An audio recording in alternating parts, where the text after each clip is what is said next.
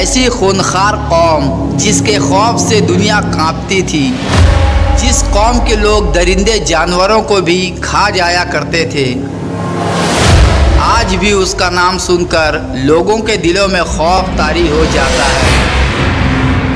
یاجوج ماجوج قیامت کی سب سے بڑی نشانی۔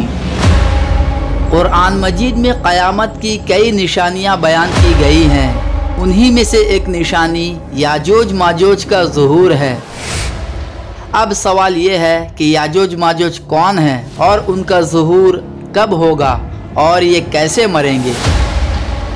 ان کے بارے میں کہا جاتا ہے کہ یہ یافس بن نوح علیہ السلام کی اولاد میں سے ہیں، جن کا شمار نوح علیہ السلام کے ان بیٹوں میں ہوتا ہے جو کہ ایمان لے آئے تھے، اور یہ طوفان نوح کے وقت کشتی میں سوار تھے۔ طوفان نوح کے بعد حضرت نوح علیہ السلام کے بیٹے مختلف علاقوں میں بس گئے۔ یاجوج ماجوج کے بارے میں کہا جاتا ہے کہ وہ دو قبیلے تھے جو خانہ بدوش اور وحشی قبائل پر مشتمل تھے۔ یہ لوگ بڑے جنگجو اور خونخوار تھے۔ یہ لوگ آدمی، کیڑے مکوڑے، جنگلی جانور سمیت ہر چیز کو کھا جاتے تھے۔ ان کی تعداد بہت تیزی کے ساتھ بڑھی۔ یہ حضرت ذوالقرنین کے زمانے تک مختلف قبائلوں، قوموں اور آبادیوں میں پھیل چکے تھے۔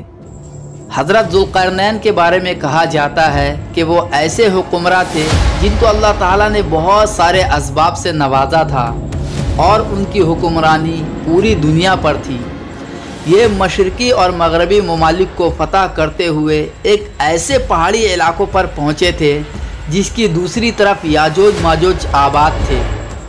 قرآن مجید کی سورہ کہف میں بحوالہ یاجوج ماجوج ذوالقرنین کے حالات بیان کرتے ہوئے فرمایا گیا ہے کہ وہ اپنی شمالی مہم کے دوران ایسے پہاڑی کے درمیان پہنچے جہاں اسے ایسی قوم ملی جس کی زبان بالکل الگ تھی۔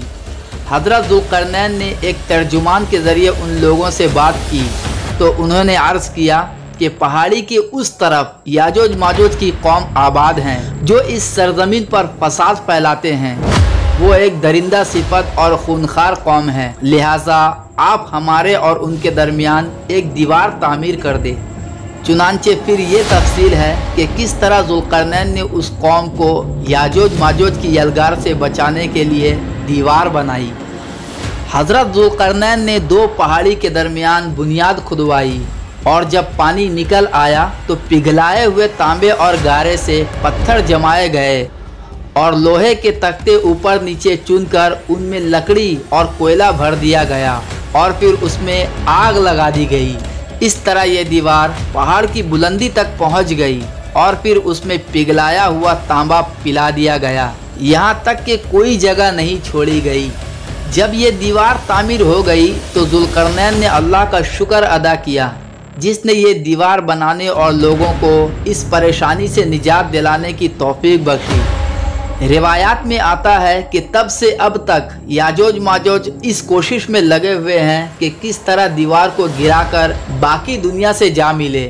یہ روز دیوار کو توڑتے ہیں، جب تھوڑا سا حصہ رہ جاتا ہے اور سورج غروب ہونے لگتا ہے تو ان کا سردار واپسی کا حکم دیتا ہے کہ باقی کا کام کل کریں گے، مگر اگلے روز دیوار کہیں زیادہ مضبوط ہو چکی ہوتی ہے۔ لیکن جب اللہ کے حکم سے یاجوج ماجوج کی آمد کا وقت آ پہنچے گا تو وہ تمام دن دیوار میں سوراخ کریں گے اور ہر روز کی طرح اس کا سردار شام کو واپسی کا حکم دے گا اور کہے گا باقی کام کل کریں گے انشاءاللہ۔ اس سے پہلے کبھی انہوں نے یہ الفاظ استعمال نہ کیے ہوں گے، اور ان الفاظ کی برکت سے اگلے دن دیوار کو ویسا ہی پائیں گے جیسا چھوڑ کر گئے تھے۔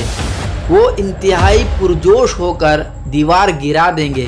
یہ قیامت کے قریب ہونے کا وقت ہوگا، پھر زمین پر پھیلتے جائیں گے۔ یہ جہاں سے گزریں گے تباہی پھیلائیں گے اور مخلوق خدا کو اپنے شر و فساد کا نشانہ بنائیں گے، حتیٰ کہ یہ انسانوں کو کھانے سے بھی گریز نہیں کریں گے۔ پھر اللہ کی طرف سے حضرت عیسیٰ علیہ السلام کو حکم ہوگا کہ وہ مسلمانوں کو کوہ طور کی طرف جمع کر لیں، کیونکہ یاجوج ماجوج کا مقابلہ کسی کے بس میں نہ ہوگا۔ حضرت عیسیٰ علیہ السلام اور ان کے ساتھی اس وقت ایسی جگہ کھڑے ہوں گے جہاں غذا کی سخت قلت ہوگی۔ پھر لوگوں کی درخواست پر حضرت عیسیٰ علیہ السلام یاجوج ماجوج کے لیے بد دعا فرمائیں گے۔ اس بد دعا کی برکت سے اللہ ان کے گردنوں اور کانوں میں کیڑا پیدا کر دے گا جو بعد میں پھوڑا بن جائے گا، جس کے پھٹنے سے یہ ہلاک ہونا شروع ہو جائیں گے اور مر جائیں گے۔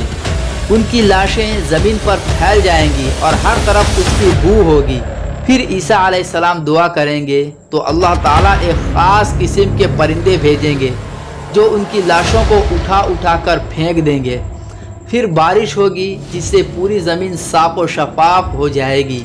اگر آج دیکھا جائے تو قیامت کی نشانیاں ایک کے بعد ایک پوری ہوتی جا رہی ہے، لہذا اللہ تعالیٰ سے دعا ہے کہ اللہ تعالیٰ ہم کو تمام کبیرہ اور صغیرہ گناہ سے دور رکھے اور توبہ و استغفار کرنے کی توفیق عطا فرمائے۔ آمین۔